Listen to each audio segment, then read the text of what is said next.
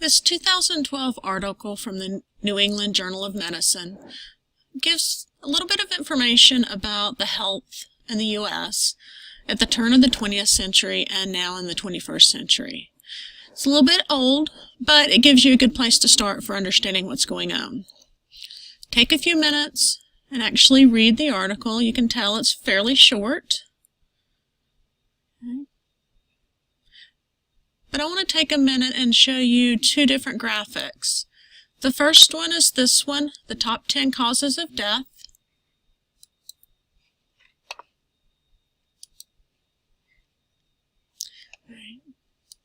You'll notice the leading causes of death in the year 1900 were influenza, tuberculosis, gastrointestinal infections, and then heart disease. Fast forward to 2010, the leading causes of death are primarily heart disease and cancer. The third leading, which you can tell is much less common than the first two, is non-infectious airway diseases. So think about these categories for a few minutes, and you should notice something very distinct about them. The first three diseases, the leading causes of death in the early 20th century, were all infectious diseases. They spread from one person to another. We got influenza.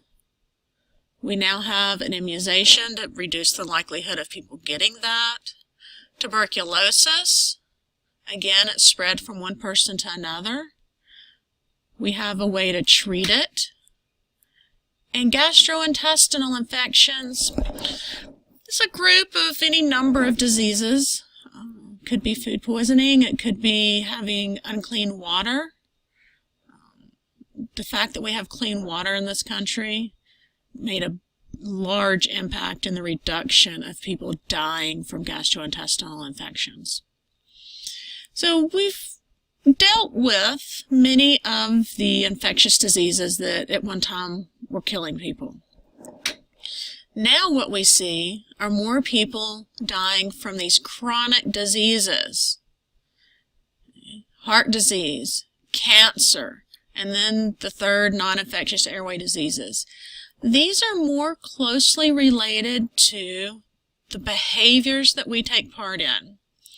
With heart disease and with cancer, we know that there's a genetic predisposition for some of these, but there are things that we can do in our life, choices that we can make that'll help us reduce the likelihood of developing them. With heart disease, we can be physically active, we can eat nutritious foods. With certain types of cancer, we can limit our exposure to the toxins, the carcinogens. Non-infectious airway diseases, those are things such as different types of issues around smoking cigarettes.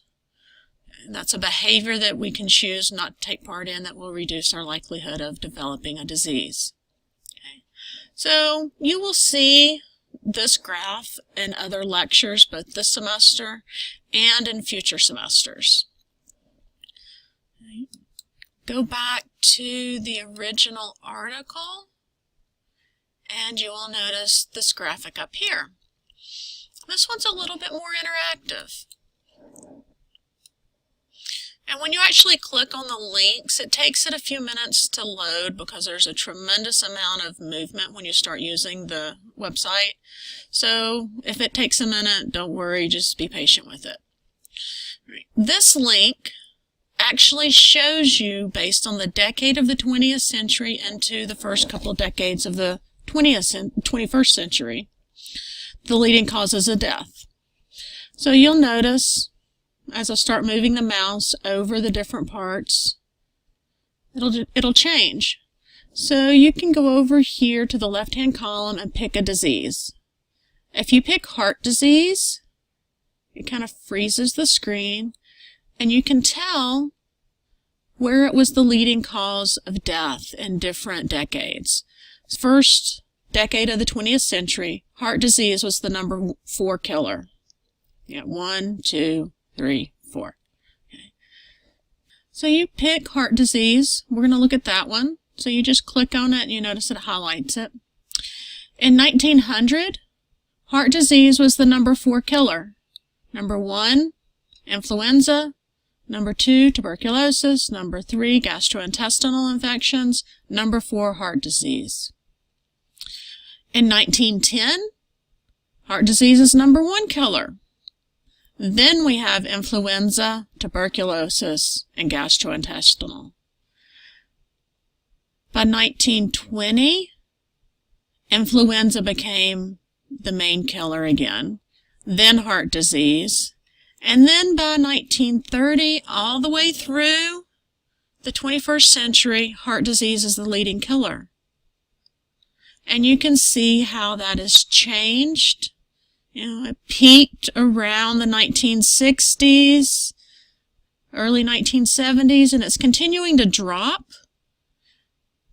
And then other causes of death are increasing. So we've got this one where cancer is becoming more common, and it's starting to peak. Looks like mid-1990s.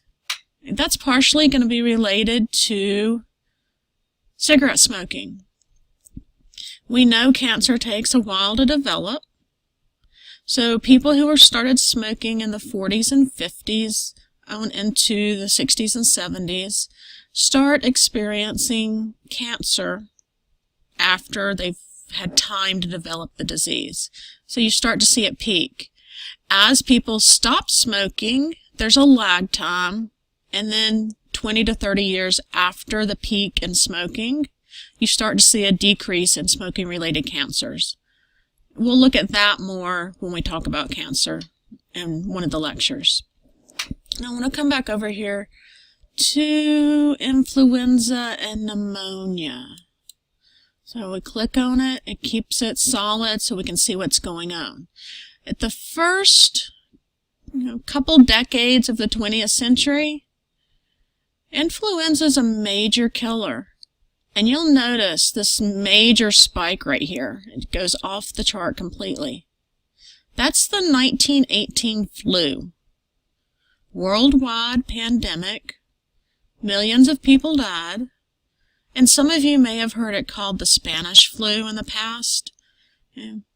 That's because the soldiers coming back from World War I that brought the flu with them were coming back from Spain. It's not Spain's fault that the world had the flu. It just happens to be the origin of one group of people that spread the disease. Now think about 1918. How'd you travel? For the most part, people had to get on a boat and travel for weeks or months to get back to the U.S. from Europe. So it took a while. You could develop the flu and actually recover from it on the boat. Yet they still spread it around the world. Imagine how you can travel the world today by airplane. You can get all the way around the world in a day. If you have a lot of layovers, maybe 2 days. How easy it is to spread an infectious disease. And if the flu was this deadly, when people primarily traveled by boat across the world, or around the world, imagine how deadly it could have been if people were traveling by airplane.